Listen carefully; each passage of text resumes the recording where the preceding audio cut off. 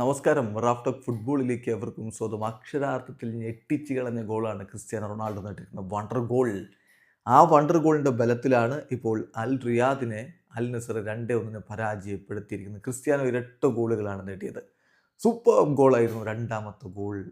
ഏതായാലും കളിയിൽ അൽ നസറിൻ്റെ മുന്നേറ്റങ്ങൾ നയിച്ചുകൊണ്ട് ആദ്യ 11-ൽ ക്രിസ്ത്യാനോ റൊണാൾഡോയും ജോൺ ഡ്യൂഡനും സാദിയോ മാനയും ഐമൻ യഹിയയും ഒക്കെ ഒരുമിച്ചാണ് അണിനിരന്നത്. കളിയുടെ ആദ്യ പകുതി അവസാന ഘട്ടമാകുമ്പോൾ അൽ റിയാദാണ് ലീഡെടുക്കുന്നത്.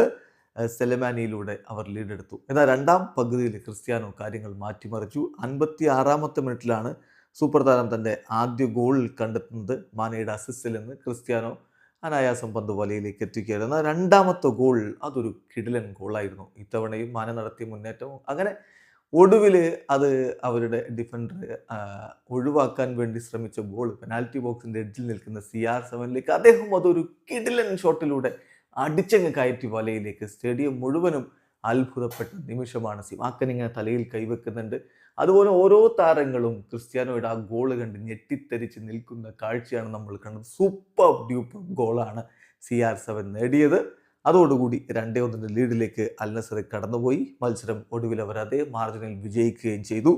ഇപ്പോൾ 27 കളികളിൽ നിന്ന് 57 പോയിന്റോടെ അൽ നസർ സൗദി പ്രോ ലീഗിൽ പോയിന്റ് പട്ടികയിൽ 3-ാം സ്ഥാനത്താണ്. വീഡിയോ അവസാനിക്കുന്നു. ഫുട്ബോൾ ലോകത്തെ കൂടുതൽ വിശേഷങ്ങളുമായി റാഫ് ടോക്സ് കൊണ്ടുവെത്താം.